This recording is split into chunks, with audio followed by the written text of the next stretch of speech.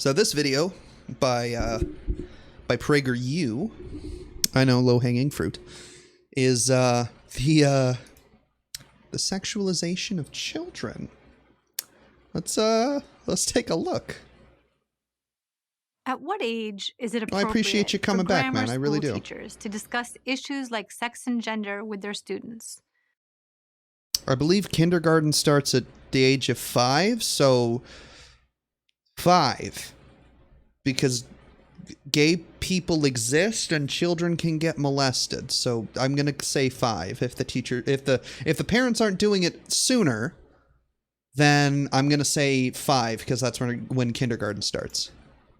Should it be done with kids as young as pre-K, Yes. second grade, Yes. 5th? Yes. Even I had my first sex ed class in 5th grade, but I was lucky. My parents growing up were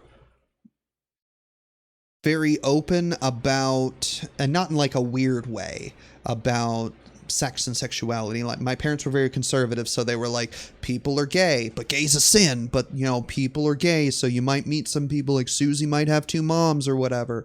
And also like what your body parts are, and if a grown-up touches them without your permission, if they're not your doctor, then that's bad. And so like the stuff that young children need to learn to protect themselves from being sexually assaulted. My parents were very good about that, but a lot of parents aren't. And a lot of parents that aren't are the ones that are perpetrating the abuse, because one of the 2 most common places for children to get sexually assaulted or sexually abused is in the home and in the church. If the parents aren't teaching them, there might be a reason why. We need teachers to teach them at least the basics. a decade ago, the most common answer would have been never. These are simply Wrong. not appropriate subjects. I graduated high school a decade ago, so I can tell you that this is wrong. There was sex ed class when I was going through school. Hang on. For young children. If for some reason they did have to be raised, it would be the parents' job, not the teachers. Today, it's much different. Because an entire generation of kids grew up and has now reached adulthood, like myself, having my own child, that grew up with a ton of kids not learning these things and knowing about people that were victims of childhood sexual assault. I was one of them. And my parents did a really good job about teaching me what was right and wrong, and it still happened to me. What about the kids that it doesn't happen to? What about the kids that don't learn about those things? They're even more at risk for sexual assault. It's important for teachers to fill in that gap when the parents don't. Now these are pressing questions and very much on the minds of parents. Yes. They're part of what the media calls the culture war. But parents... Which media?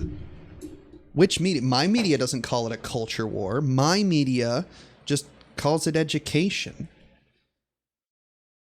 The culture war is a right-wing talking point to pit people with conservative values against people with progressive or even modern current values.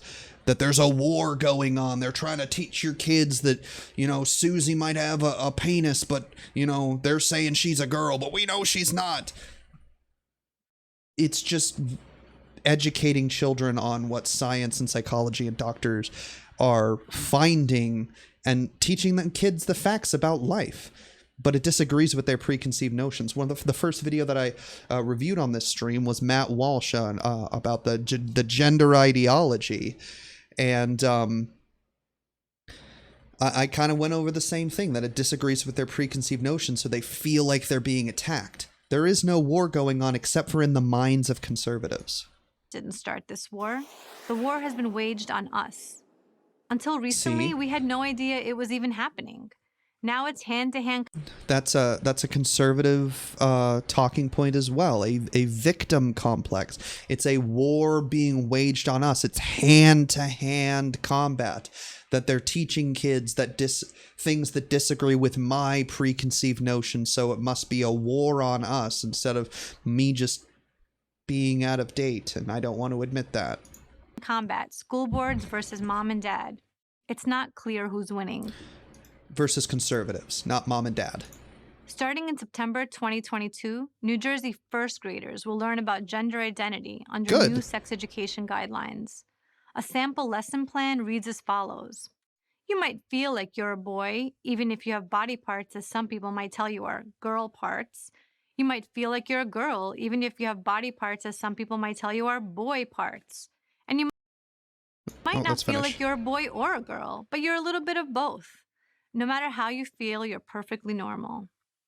This is actually something that I wanted to touch on. A lot of conservatives talk about how there's a social contagion or a rapid onset gender dysphoria is what they're calling it, where so many kids these days are gay or trans or bi or what have you. They're non-binary than they were in my day. And it must be these liberal teachers. It must be a social contagion. It's because people now know what's going on with themselves and with their own bodies.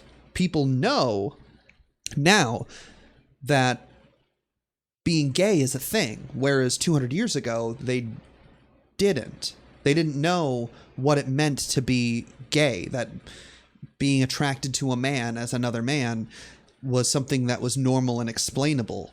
So they didn't have a way of interpreting their feelings. They didn't have a way until recently, when we started educating broadly on the concept of trans people, what it meant to be trans. Why do I feel like I don't identify with the body parts that I have? Why does it make me feel uncomfortable that I'm a boy and I have boy parts? Why does that make me uncomfortable? They didn't know because they weren't educated on it. And so people are now being educated on the idea of gender non-congruity, gender identity, gender dysphoria, homosexuality, and things like that. So they know how to identify the feelings that they're having, and they can act on them. If you don't know what trans people are, but you don't feel comfortable in your body, you're not going to know that you're trans until you're made aware of what that concept is, which is why we're seeing more and more people identifying as gender nonconforming, trans, bigendered, or non-binary, why we're seeing more people that are gay or lesbian or bisexual or pansexual, things of that nature, because now they know what it is, whereas before they didn't. So they wouldn't have identified. If you don't know what being gay is, you would have no way of identifying as gay if somebody asked you.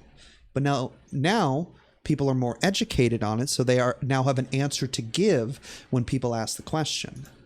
Yes, Junior might be struggling with his fractions, but never fear. He's rock solid on his preferred pronouns.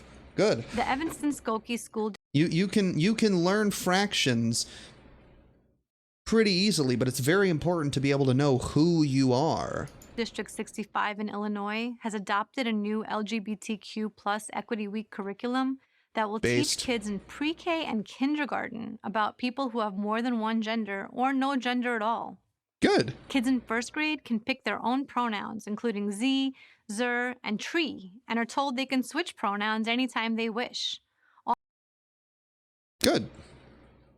It's important for kids to be able to know that. The thing about children, especially small children, is these are not weird, confusing concepts for them because they're just figuring out how the world works. They're now learning what the world is. So if you tell a small child, hey, people can have more than one gender, they can identify with none of them, or they can identify with a different gender, or they can be attracted to the same gender or a different gender, or none of them at all, or all of them.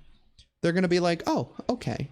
It's not going to be some traumatic experience for them because they're still figuring out how the world works. Whereas if you tell a 30-year-old that for their entire lives it was drilled into them that boys are boys and girls are girls and men can only be attracted to women and vice versa, and that's it, and that's the only thing, and then you introduce these concepts to them, it's going to be difficult for them to make peace with that and accept that. Whereas children, it's going to be it's easy for them because it's just a new concept and their brains are sponges.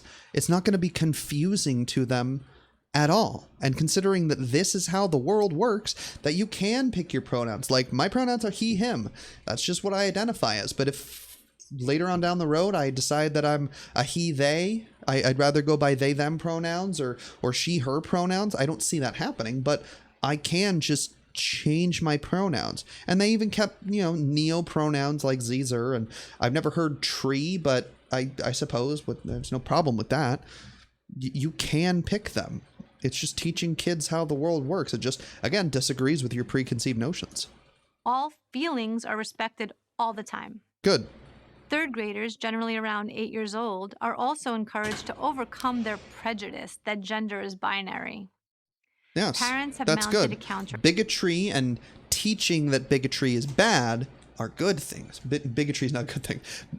Teaching children that bigotry is bad is a good thing. I wish I was taught this stuff in school. It took me way too long to learn that being trans is totally cool and base. Absolutely. I was raised very fundamentalist Christian, so I was told that being gay was bad, and I never even learned what trans people are. I was taught what gay people were, but that they were an abomination. They were going to hell, and it was horrible and awful. And I, was closeted for a long time as a pansexual man because it was hammered into me that it was absolutely evil. And it wasn't until I left the church and moved out of my folks' house and was able to do my own research that I learned that no, they're just like you and me. They're no different than me. It's perfectly valid. It's perfectly normal, and it's not a bad thing at all, and I shouldn't treat them differently because of it.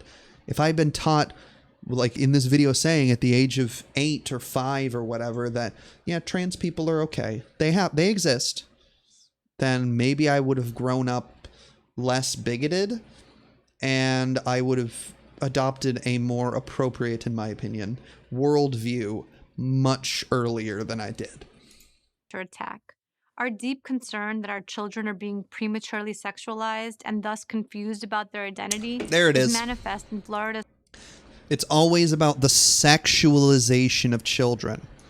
Children are not being sexualized by learning about sexuality. You know what is sexualizing children? Things like beauty pageants, which conservatives, especially in the South, are all about. They love beauty pageants. Like, look at Toddlers and Tiaras. I don't even know if that's still on the air. I haven't had cable in a decade. But Toddlers and Tiaras was a massive show, and that is very much sexualizing children. T-shirts for like little boys that say "lady killer" or talking about drinking milk from mama's tatas, things like that. That is sexualizing children. This isn't. Teaching kids that gay people exist, trans people exist, your gender identity is not solidified, gender's not a binary. I don't know if they could grasp the concept of a bimodal distribution, but like that it's not one or the other. That's not sexualizing children. That's just educating children on gender and sexuality. They're different, but Prager U does a fuck ton of fear-mongering. Nearly all of their videos are fear-mongering people. Venezuela, Vivi's life under socialism. Teachers are training Marxist revolutionaries. Let's see. I asked strangers if America is racist. Something about inflation. Everyone's wrong about the 10-year-old rape victim from 5 days ago. So I bet you, this is full of misinformation. Because it was, I think, 3 days ago that it was actually 100% legitimately confirmed that 10-year-old was sexually assaulted. The one that went to Indiana for her to get the abortion. Israeli Palestinians fear-mongering about Zionism. Let's see. Milton Friedman, no free lunch. Why fathers matter. Let's see. Let's find one more. Marxism requires destruction. Prager U is full of fear-mongering that panders to a conservative audience to work their audience up into a fervor against people that have even moderately progressive views, which is why they use language like the sexualization of children, despite the fact that just educating children about sexuality and gender is by no means sexualizing them. And another tidbit of information that I feel like I have to point out there is that conservative institutions are where you see the most childhood sexual assault at.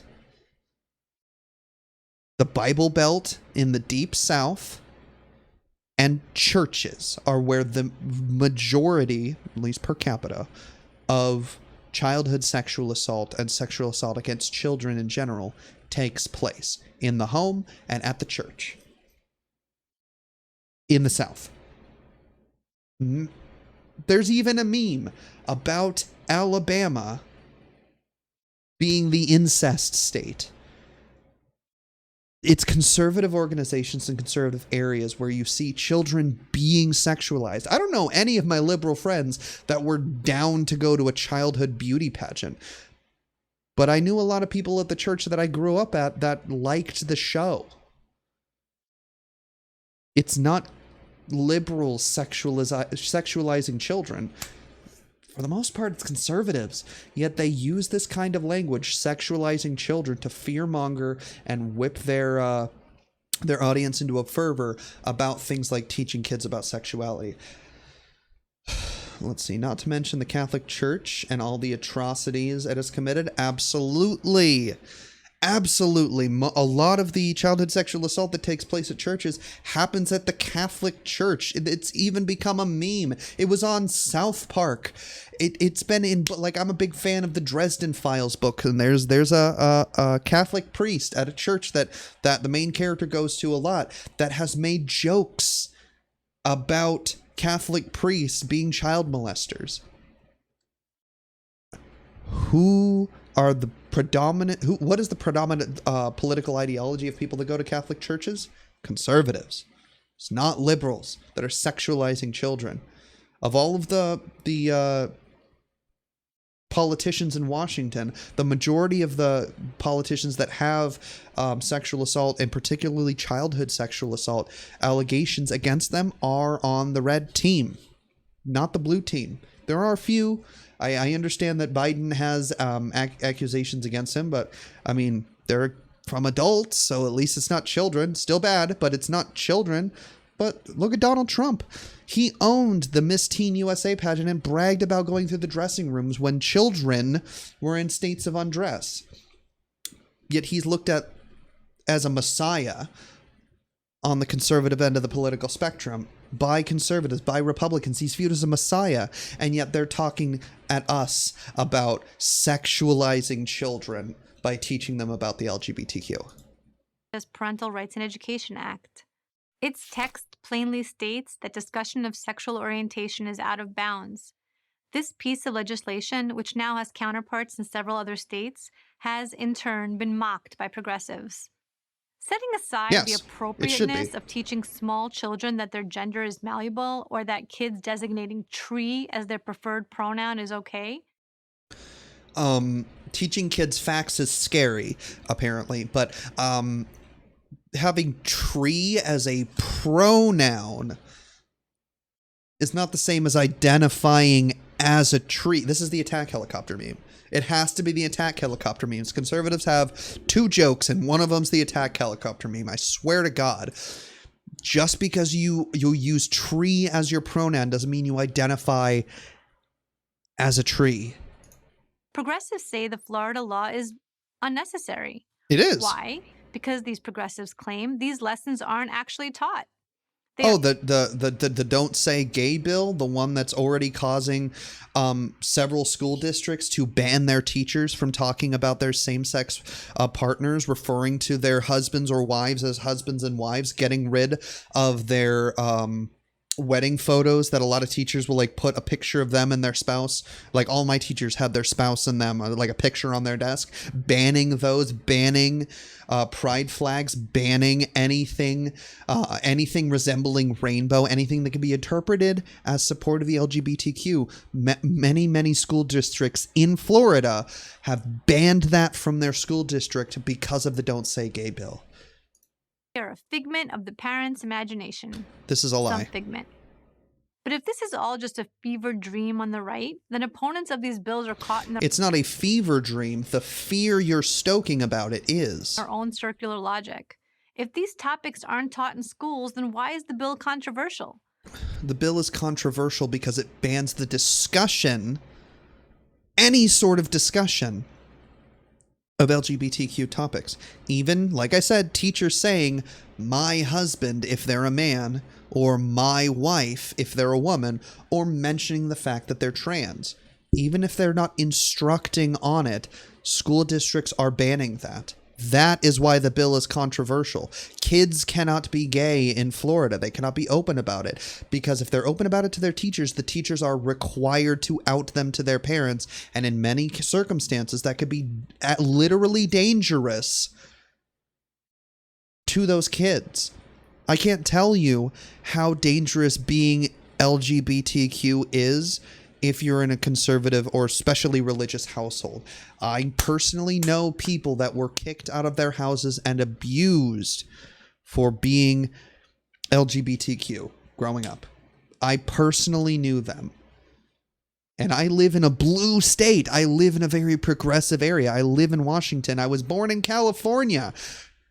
The California is what they call it. It's a progressive area. Both the places I've lived have been very progressive, yet it was dangerous for those kids when they came out as gay. And they're forcing teachers to out LGBTQ students to their parents and putting them in danger. Florida would be legislating against nothing. But that's not what's happening. You're Recently, lying. in the Glendale Unified School District in California, parents confronted their school board after they learned that a third-grade teacher had shown their kids videos for Gay Pride Month that included nudity and discussions of sexual arousal. I saw something about this. Hang on. Because they're lying. Hang on. Glenn. Why can't I type?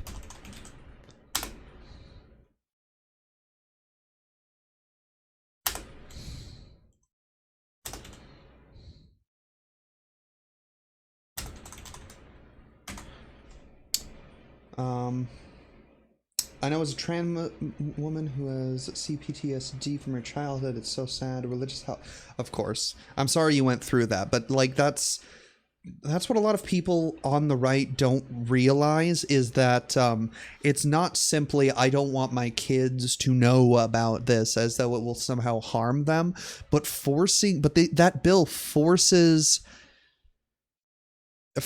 teachers to out LGBT students and put them in dangerous situations. Kids can be physically assaulted, emotionally abused, in some cases sexually assaulted. I don't know anyone personally that this happened to, but I've heard stories online about young women who came out as lesbian to their parents, and their father, uncle, or cousin sexually assaulted them to try and turn them straight. Now, I don't have a news report to show everyone or anything like that, but those are things that happen. Because a lot of areas that are deeply religious are also deeply anti-LGBTQ. And if you're a bigoted religious person, particularly Christian or even Muslim, and your child, and you're very devout, and your child comes out as gay, there is something wrong with them. And to you, through your beliefs, that child is an abomination, and no act of evil against them is considered wrong. And that's the way a lot of parents see it. I knew a woman that I was good friends with, a guy in high school whose mom literally said to me, this was before I was even out to myself, I was still super deep in the closet, that gay people should be burned and killed in that order. And she legitimately believed that. I couldn't imagine what would happen if one of her kids came out as gay or trans or queer or anything like that. It's fucking terrible. I'm starting to hate organized religion. I despise organized religion. I'm Norse pagan.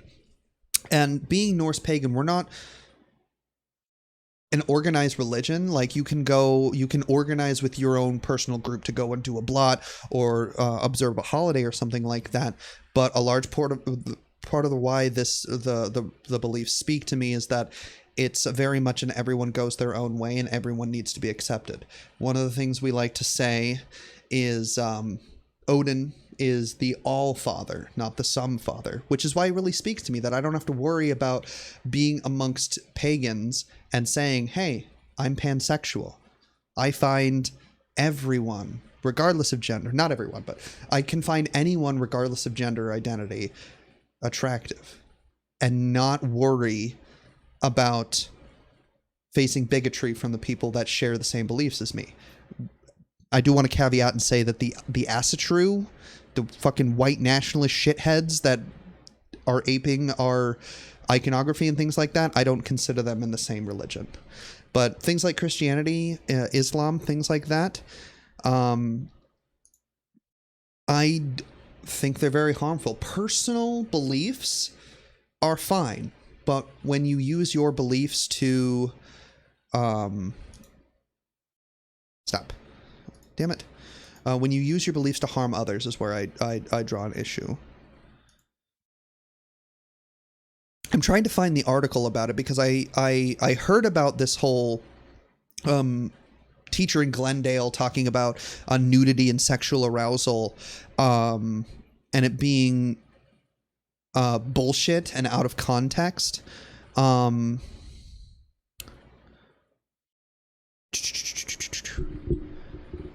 been transferred for safety reasons. 3 of the videos explain gay pride with songs and animations. One features Love is Love.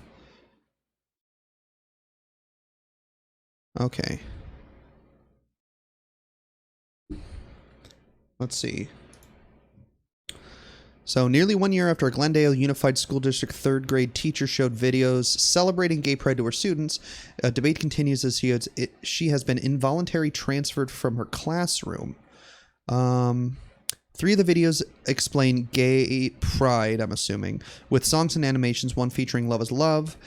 Tea Times reported another video talking to kids about Pride Month has been the most public objection amid the nation's debate. 3-minute video uses the term sexual diversity and coming out of the closet. Let's see.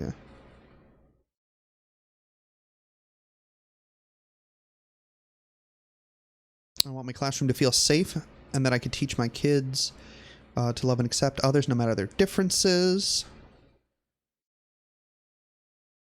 So I'm not seeing anything in here about nudity and sexual arousal. I know that from what I remember, and I can't remember, it might have been in a I think I remember Vosh talking about it, but basically what apparently happened was that there was a classroom discussion and the words nudity and sexual arousal were used in the discussion but were not present. There was no nudity in the videos and there wasn't sexual arousal in the videos shown to the children. It was just brought up in the conversation with the children, and the children were the ones asking the questions. But right-wing news outlets have taken it and fucking run with it 1,000 miles further than it ever was. I'll have to try and find that later on then. I'll try and find the article and then post in the description of this video if I'm able to find it. No guarantees though. A decade ago, this teacher would have been chased out of town with pitchforks, metaphorically speaking. Today, it's controversial. I had openly gay and LGBT teachers in high school, and I was in high school a decade ago. 20 years ago, I was in 3rd grade. So 20 years ago, they wouldn't have been chased out with pitchforks. Certainly not in Glendale, California. The purpose of the Florida law is to stop this sort of education. Activists... Yeah, to stop teaching kids.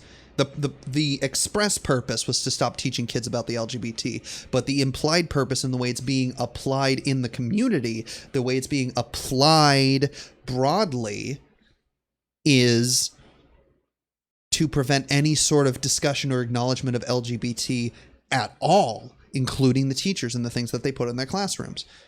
And including the students and causing them harm because of it. And their media allies say the Florida bill stigmatizes kids who are not heterosexual or who have gay parents. Yes, it does. Never mind that being straight is also a sexual orientation. The point... Yeah, so there was some awesome motherfuckers that were teachers that were putting out notices to parents of students that they had, that they would only be referring to people by they them pronouns because you can't acknowledge gender, and they would only be referring to people as a spouse rather than a husband or a wife, and that they will not be recognizing even straight relationships because that pertains to sexuality. And I think that was fucking awesome. I heard one of them, I heard tell that at least one got in trouble for that. But ultimately they couldn't do anything with it because it followed the letter of the law. But I thought that was base as fuck. Point is, any classroom discussion about sex and gender identity should be off the table. It's not surprising parents want... If that's what you're saying, if any discussion of sex or gender should be off the table, this teacher should only go by they them pronouns and should not, assuming this teacher is straight, should not be referring to their spouse at all, but by any sort of gendered signifier. They don't have a husband, they don't have a wife, they have a spouse, but having a spouse implies sexuality, implies being attracted to someone, so they shouldn't be able to talk about that at all. But didn't you just say a minute ago that being straight is also a sexuality? But if you shouldn't be discussing these concepts, you see where I'm going with this? You see where I'm going with this? If they got what they want, if they're being truly intellectually honest with themselves, this person would use they them pronouns and not refer to any sort of spouse they may or may not have, and not use any sort of gendered signifiers for that person if they refer to them at all. But again, they shouldn't refer to them because that refers to sexuality and being attracted. It's not surprising parents want to protect their small children from inappropriate lessons that have nothing to do with what school is supposed to be about. You know, school is supposed to be about teaching kids how the world works, and sexuality and the LGBT community is part of that. Quaint notions I keep pausing like reading, too much. writing, Sorry. and arithmetic. What's surprising is that it's even an issue at all. So science wasn't on that notice. Science and history were not in that list. Just reading, writing, and arithmetic. Sexuality refers to science and history, I suppose. But of course, conservatives don't want kids learning about either of those things. Why is Certainly this not madness? history. And what is it if not madness even happening? And who's behind it? It's not like there was a crying demand from 7-year-old boys to identify themselves as a girl or as a boy and a girl. Tell that to the thousands of suicidal trans children across the country. Tell that to the thousands, and at this point probably millions of children that have taken their own lives because they were trans, because they had gender dysphoria, didn't identify with the gender that they were assigned at birth, didn't identify with or were made uncomfortable by their genitalia, by their body, what have you, but didn't have a way to explain it to themselves or their parents and took their own lives for it. Tell that to those. Tell that to those kids. These questions are not easy to answer. The sudden eruption of madness is never easily explained, but this much is not in doubt. You're not crazy. They're crazy.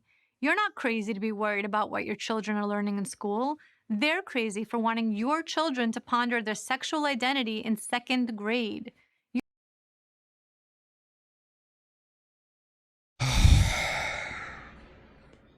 They are not crazy for wanting to educate children about their sexual identity. Because the lessons aren't solely focused on turning the kids gay. When I was growing up, in my church, it was a thing that SpongeBob was going to turn your kids gay. I watched SpongeBob. I guess I watched SpongeBob, and here I am. But tons of straight people watched SpongeBob and didn't end up gay. Teaching children about these things isn't going to turn them gay. It's not going to turn them trans. You are crazy for being worried about these concepts. You would be crazy if you didn't worry about your kids being taught misinformation. But you are crazy for being worried about your children being taught what we have determined scientifically, medically, sociologically as the truth. You didn't start this culture war, they did. But we have to win it. No, you or we will all conservatives suffer did. the I'm consequences. pausing too much. I say we because I'm one of you. I moved from New York, where I had lived my entire life, to Florida to protect my children. The progressive Of course left you did. is Of using course you moved to sexual identity Florida. issues as a bulldozer. They've run over the educational establishment and they're coming for your house. Oh, really? Oh, so Parents, scary. man See? the Fear-mongering. barricades. I'm Carol Markowitz, columnist for the New York Post. I love SpongeBob and I'm still straight, I think. Well, you came out as trans, so... But, I mean, I guess that speaks to it. If you're straight and you watch SpongeBob, I guess SpongeBob doesn't turn kids gay. I mean, I watched SpongeBob and I came out as pan, so... But my brother watched SpongeBob and he's straight. My other brother watched SpongeBob and he's straight. My little sister, who's bi, didn't watch SpongeBob because my parents don't have cable. She never found it interesting. So if she didn't watch SpongeBob, how did she end up as bisexual? Prager University. Thank you for watching this video. To keep Prager U videos free, please consider making a I apologize. I misread your comment earlier. I misread your comment. I apologize for implying that you were trans. But who is this woman? Who is this woman? I'm sorry. She's a columnist for the New York Post. Okay, so she's not like a professor or anything. So maybe she is one of you. But yeah, that was fun. Some good old Prager U fear mongering. Yes, I apologize. Yeah, I read that I read that earlier as I am a trans woman and not I know a trans woman. So, but there we go. You watch SpongeBob and you're straight. So I guess SpongeBob doesn't turn kids gay, but that's what they legitimately taught, that SpongeBob turns kids gay.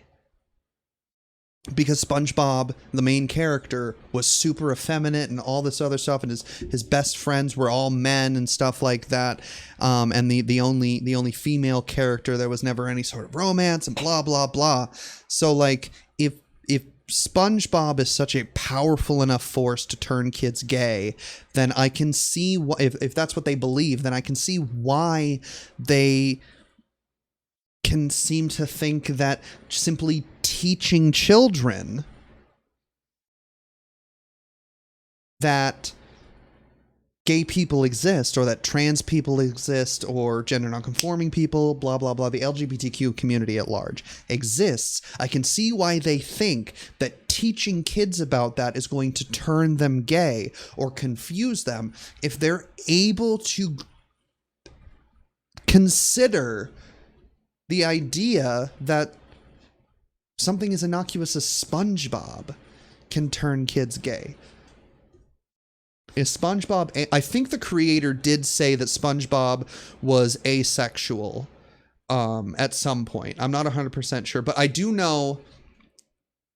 Don't remember him crushing on anyone. I don't think he did. I don't remember him doing so, or being even remotely romantically attracted to anyone. I knew he fell in love with Krabby Patties, I suppose.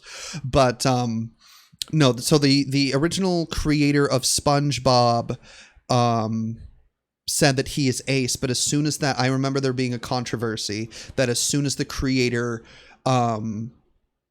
passed away, they started making a bunch of Pride merch from SpongeBob's perspective, basically implying that SpongeBob is gay, which on principle I don't necessarily have a problem with that. It just seems kind of sus that they waited until like it was like a week after he passed away that they started doing this thing, those things. He's a sponge after all, biologically accurate, it seems. Well, do sea sponges reproduce asexually? Do sea sponges reproduce asexually? Sponges reproduce by both asexual and sexual means. Most proiferans that reproduce by sexual means are hermaphroditic and produce eggs and sperm at different times. Okay, so yeah, that would track, because either sponges reproduce asexually, which would mean he's asexual, or they can, I guess, reproduce with themselves by releasing eggs and sperm at different times, which wouldn't that technically still be asexual reproduction? So yeah, it would track that he'd be asexual. Yeah, that makes sense. So like, yeah, the predominant viewpoint on SpongeBob, at least when I was a young child, was that watching SpongeBob or letting your kids watch SpongeBob was gonna turn them gay, or even like Harry Potter was gonna make your kids Wiccan, which, I mean, I guess I ended up pagan, but my father is Wiccan, but I wasn't allowed to watch SpongeBob growing up, or watch Harry Potter growing up because of that reason, when it's entirely a fantasy world. They didn't say the same things about things like Lord of the Rings or Star Wars, even though it wasn't Christian propaganda. There was nothing Christ-like about either of those things, but they focused on Harry Potter. It's the rights. The right, particularly the Christian right, has a habit or a reoccurring theme of latching on to pop culture icons, things like Harry Potter, things like SpongeBob, or Twilight, or whatever is popular at the moment, like most popular amongst young people at the moment. They'll latch onto those things and teach their congregations that if you let your children consume XYZ media, then that it will influence them in XYZ way. SpongeBob makes them gay. Harry Potter makes them witches. Twilight's gonna, turn them away from Christ because they're gonna want to be a vampire or a werewolf. Things like that. It's a method of control. That if the children grow up alienated from others, because when I was a young child, I wasn't able to watch SpongeBob. I have since watched SpongeBob, but when I was a young child, I was not allowed to. And so during that time frame when SpongeBob was super popular, I was alienated from other children in my age bracket because they were all talking about the latest episode of SpongeBob, and that wasn't a conversation that I was able to participate in. And it led to a level of alienation from the other children in my age group. And that's what the church needs. The church needs you to be at some level alienated from other people around you, because the church has very strong messaging of it's us against the world. Well, if they can create as many barriers between you and the rest of the world that may or may not be Christian, the more they can hammer in on that concept of it's God versus mankind versus sin versus the world. So if they can convince you that if you let your kids watch SpongeBob, they're going to be gay, and you don't let your kids watch SpongeBob, that's one less thing that your children can connect with other children in their own age group. The only people they're going to be able to identify with culturally is other children in your congregation, which is a way to make sure that the only people that they're associating with are fellow Christians. It's a way to alienate and isolate to control, starting at the youngest ages possible. I know they did the same thing with the Steven Universe, with Adventure Time. Now, I was much older by the time this happened, but I did see a messaging from it from people that I used to go to church with that would talk about these things, that the most popular children's cartoon at the time was somehow satanic, was somehow bad for you, somehow bad for your children. It's so that whatever's super popular, your children don't take part in, to alienate them and be able to control them easier. If that makes sense. But